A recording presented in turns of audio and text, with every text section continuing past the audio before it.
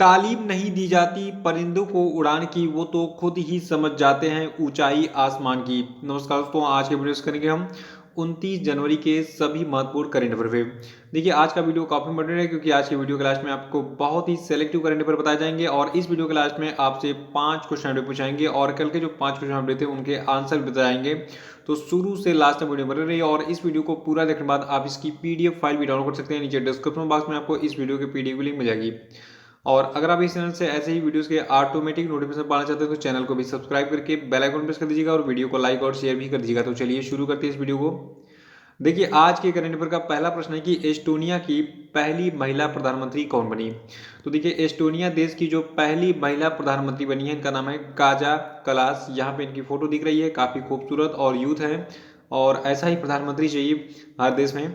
देखिए, आप बता दूं, जो अभी काजा कलास है ये जो है रिफॉर्म पार्टी की नेता है। मतलब जैसे भारत में कांग्रेस पार्टी है, भाजपा है, उसी प्रकार जो आपका एस्टोनिया देश है वहां पर एक पार्टी, इसका नाम क्या है, रिफॉर्म पार्टी। तो इसी की ये लीडर हैं और कलाश के नेतृत्व में अभी हाल ही में जो रिफॉर्म पार्टी थी इसने जो है हाल ही में देश की यानी कि जो आपका एस्टोनिया देश है वहाँ की 101 सीटों वाली संसद रेगी कोगो में जो है 34 सांसदों के साथ एस्टोनिया में संसदीय चुनाव जीता।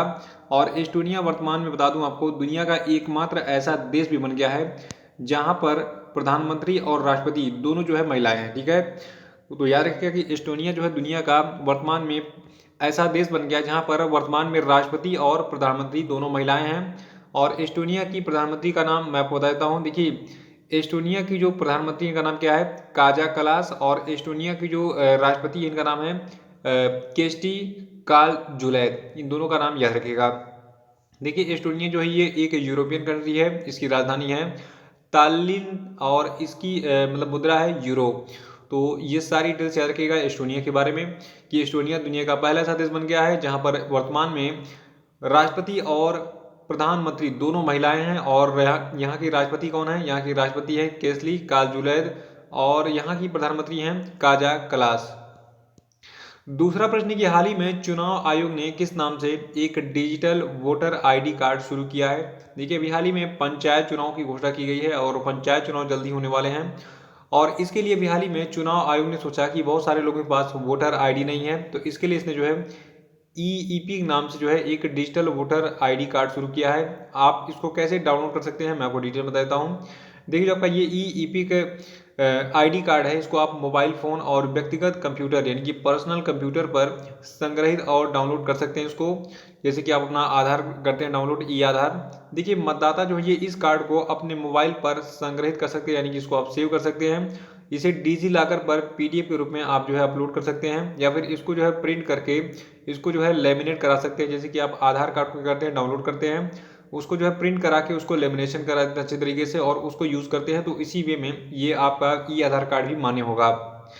देखिए, जो आपका भौतिक कार्ड है यानी कि जो ये चुनाव आयोग वाले बनाते हैं गांव में कैंपेन लगा लगा के, तो उसको प्रिंट करने और मतदाताओं तक पहुंचाने में बहुत ज़्यादा समय लग जाता है क्योंकि पहले आते हैं आपके गांव में, आपका फ़ोटो खींचेंगे, आपके डिटेल्स लेंगे, उसके बाद वहाँ पे ऑफिस में सबमिट करेंगे, तो उसके बाद क्या होगा, लाइन लगेगा। फिर जब आपका फॉर्म का नंबर आएगा तो फॉर्म आपका जो है फिलअप करके आपके डाटा को जो है वहाँ से फिर आईडी कार्ड जनरेट किया जाएगा।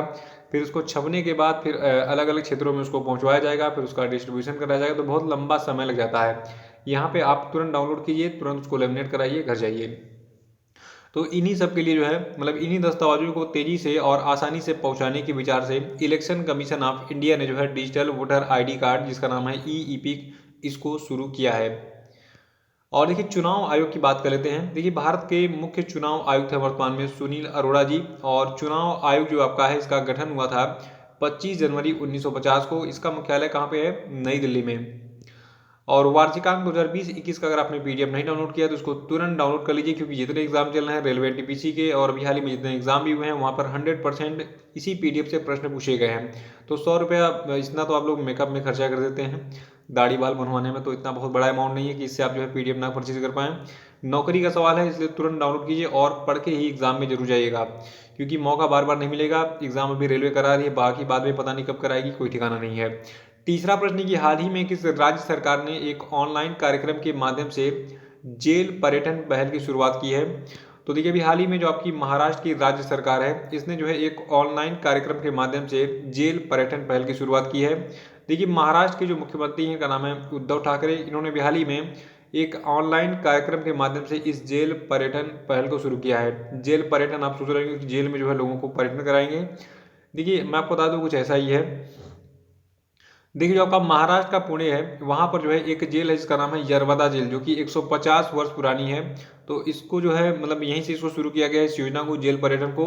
इस पहल का उद्देश्य होगा आम लोगों को ऐतिहासिक जेलों के नज़दीक से देखने की सुविधा प्रदान करना। ठीक है, यानी कि जितने बहुत पुराने जेल हैं जिनका इतिहास जुड़ा हुआ है, मतलब इतिहास भारत से काफ़ी पुराने समय से जुड़ा हुआ है, तो उनके बारे में लोग आसानी से वहाँ पर घूम कर देख कर जो है जान सकेंगे। और इस पहल के माध्यम से स्कूल और कॉलेज के छात्र जो होंगे, ये इतिहास के जानकारों और आम नागरिकों को हमारे इतिहास के एक नवीन पहलू को अनुभव करने में सहायता भी मिलेगी इनको। ठीक है, यानी कि जो हिस्टोरियन होंगे, इतिहासकार होंगे, उनको क्या होगा, इतिहास लिखने में थोड़ा सा मदद भी मिलेगी। वैसे जेलों में जाने की परमिट तो सबको होती नहीं है। देखिए आप जाते होंगे किसी पर्यटन स्थल पे, तो वहाँ पे एक बोर्ड जरूर मिलता है आपको, वहाँ पे लिखा होता है कि ये इमारत कब बनी थी, किसने बनवाया था, और उसके बारे में जितनी और भी डिटेल्स होती है, उसकी विशेषताएं, वो सारी उस पे जो है उस बोर्ड पे लिखी होती हैं। चाहे ताजमहल पे जाइए, चाहे आगरे के लाल किले पे जाइए, चाहे आप किसी भी मंदिर में जाइए जो बहुत पुराने प्राचीन मंदिर हैं, चाहे आप जो है औरंगाबाद चले जाइए, महाराष्ट्र के अजंता और एलोरा की गुफाओं के बारे में वहाँ पे आपको जो है डिटेल्स मिलेंगी। देखिए चौथा प्रश्न हमारा है कि हाल ही में कौन दूसरी बार पुर्तगाल के राष्ट्रपति बन गए। देखिए अभी हाल ही में जो आपके मार्केलो रेबोलो डिसूजा हैं, यहाँ पे इनकी फोटो दिख रही है। मार्केलो रेबोलो डिसूजा जो है ये पुर्तगाल के राष्ट्रपति बने हैं, वो भी दूसरी बार। ठीक है, और पुर्तगाल की बात करें, देखिए पुर्तगाल जो है पास साउदर्न यूरोपियन कंट्री है और इसकी कैपिटल है लिस्बन और करेंसी है यूरो। पांचवा प्रश्न की हाल ही में सड़क परिवहन एवं राजमार्ग मंत्री नितिन गडकरी ने 15 वर्षों से पुराने वाहनों को हटाने के लिए स्क्रैप नीति को किस तारीख से लागू करने की घोषणा की है। देखिए इसकी घोषणा तो इसी साल होने वाली थी, लेकिन थोड़ा सा समय मिल गया है। अब 1 अप्रैल 2020 ये तारीख निर्धारित की गई है। देखिए अगर आप पुराने सेकेंड हैंड 4 पहिया वाहन लेने जा रहे हैं, तो एक चीज़ ध्यान रखिएगा, आप ऐसी गाड़ियों को जो मत खरीदिएगा जो कि जिनका मैन्युफैक्चरिंग ईयर कब है, 2007 में है। ठीक है, क्योंकि अगर 2007 की गाड़ी आप लेते हैं तो 2007 की गाड़ी 2022 में 1 अप्रैल को मतलब बैन हो जाएगी, तो उसको आपको कूड़े में बेचना पड़ेगा। ठीक है, कूड़े के भाव से। तो कभी पुराने वाहन भी लीजिए तो कम से कम 5 वर्ष पुराना लीजिए, ताकि आप उसको 10 साल चला सकें। देखिए हम बात कर रहे हैं स्क्रैप नीति की। देखिए साल 2019 में जो है जुलाई में सरकार ने इलेक्ट्रिक वाहनों को देश में बढ़ावा देने के लिए 15 साल से ज़्यादा पुराने वाहनों को हटाने की अनुमति देने के लिए मोटर वाहन मानदंडों में संशोधन करने का प्रस्ताव दिया था, और इसी के तहत इस स्क्रैप नीति को लागू किया गया है। और ये 1 अप्रैल 2022 से लागू जाएगी, और 1 अप्रैल 2022 से जितने भी 15 साल पुराने वाहन हैं उनको जो है स्क्रैप में डाल दिया जाएगा, इनको कुचल कर जो है कूड़ा करकट बना दिया जाएगा। तो आप सावधान रहिएगा। छठवां प्रश्न है कि संयुक्त राष्ट्र के द्वारा कैलेंडर वर्ष 2021 में भारत की आर्थिक वृद्धि कितने प्रतिशत रहने का अनुमान लगाया गया है। तो देखिए अभी हाल ही में संयुक्त राष्ट्र ने जो है कैलेंडर वर्ष 2021 में भारत की जो आर्थिक वृद्धि है ये 7.3% जो है रहने का अनुमान जताया है। देखिए तो जो आपका 2021 का कैलेंडर वर्ष होगा, इसमें भारत की आर्थिक वृद्धि दर कितने प्रतिशत रहने का अनुमान जताया है संयुक्त राष्ट्र ने, 7.3%। देखिए संयुक्त राष्ट्र के अनुसार कैलेंडर वर्ष 2021 में भारत दुनिया की सबसे तेजी से वृद्धि हासिल करने वाला देश होगा, और इस दौरान चीन की वृद्धि दर 7.2% रहने का अनुमान जताया गया है। इस रिपोर्ट के मुताबिक भारतीय अर्थव्यवस्था कैलेंडर वर्ष 2020 में कुल 9.6% की दर से जो है घटेगी।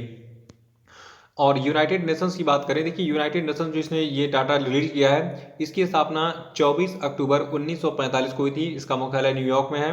वर्तमान में इसके सेक्रेटरी जनरल हैं एंटोनियो गुटरेस। सातवां प्रश्न है कि अंतर्राष्ट्रीय प्रलय स्मरण दिवस जो है ये किस दिन मनाता है। तो देखिए अंतर्राष्ट्रीय प्रलय स्मरण दिवस को मनाते हैं 27 जनवरी को।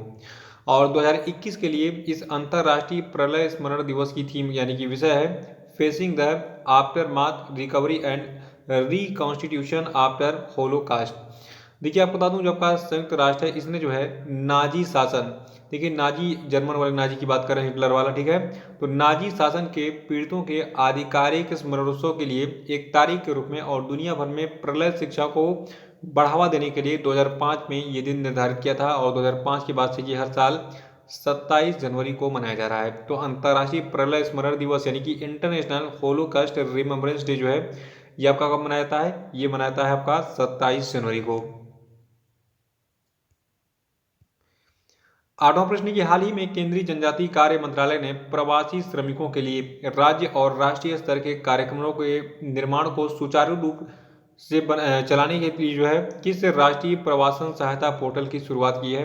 तो देखिए इस पोर्टल का नाम है श्रम शक्ति। याद रखिएगा, हाल ही में केंद्रीय जनजातीय कार्य मंत्रालय ने प्रवासी श्रमिकों के लिए राज्य और राष्ट्रीय स्तर के कार्यक्रमों के निर्माण को सुचारू बनाने हेतु राष्ट्रीय प्रवासन सहायता पोर्टल जिसका नाम श्रम शक्ति है इसको शुरू किया है। देखिए इस पोर्टल की शुरुआत आदिवासी प्रवासी श्रमिकों से संबंधित डेटा एकत्र करने और उस डेटा को मौजूदा कल्याणकारी योजनाओं से जोड़ने के लिए की गई है।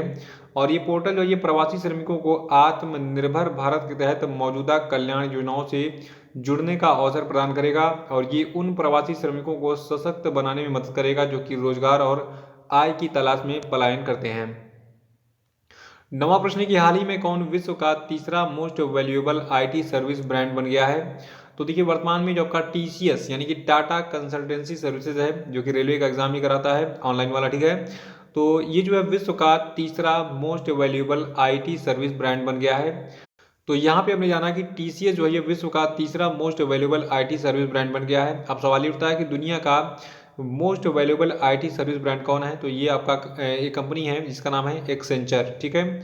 तो एक्सेंचर जो ये 26 बिलियन अमेरिकी डॉलर के रिकॉर्ड ब्रांड मूल्य के साथ दुनिया का most valuable IT service brand बन गया है और ये साथ में सबसे मजबूत आईटी सर्विस ब्रांड भी मतलब इस सबसे मजबूत आईटी सर्विस ब्रांड का टाइटल भी इसने बरकरार रखा है।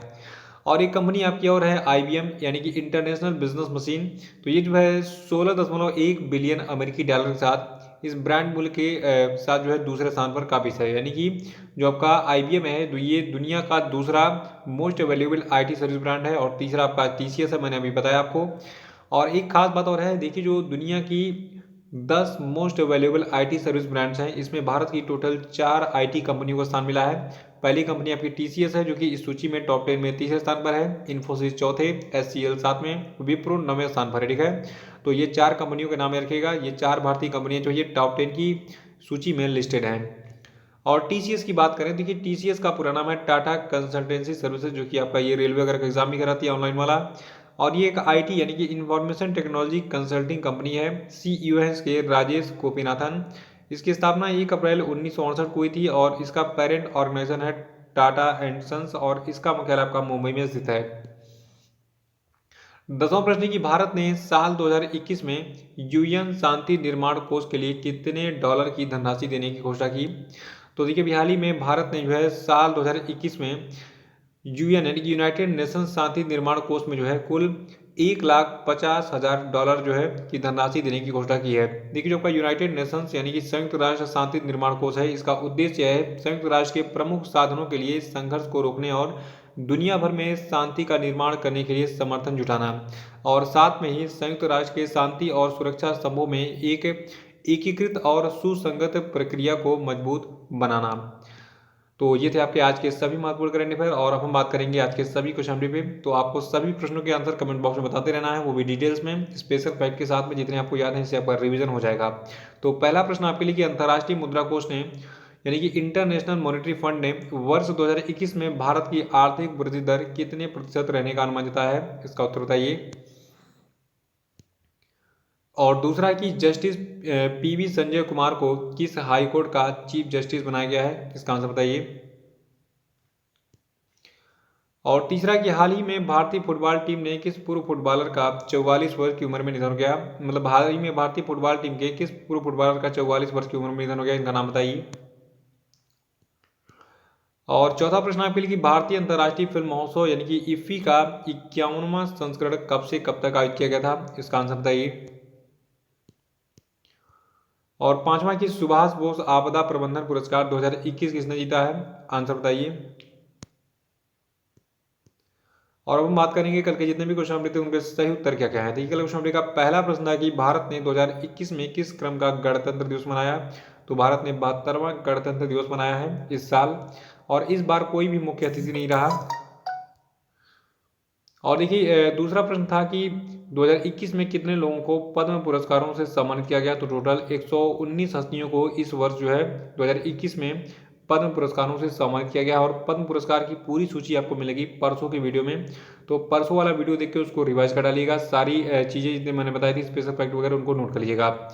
तो इसी के साथ आज का करेंट अफेयर्स समाप्त होता है। वीडियो को तो लाइक करके इसको शेयर कर दीजिएगा और इसके लिंक को कॉपी करके जो है व्हाट्सअप और फेसबुक स्टेटस भी लगा सकते हैं आप, ताकि और भी स्टूडेंट यहाँ से जुड़ें और इससे लाभ लें। और जो लोग हैं वो चैनल को सब्सक्राइब कर लेंगे। नीचे डिस्क्रिप्शन बॉक्स में हमारे सभी सोशल मीडिया की लिंक मिल जाएगी, वहाँ पे क्लिक करके इनको ज्वाइन जरूर कर लीजिएगा। तो इसी के साथ बहुत बहुत धन्यवाद। Thank you and have a nice day.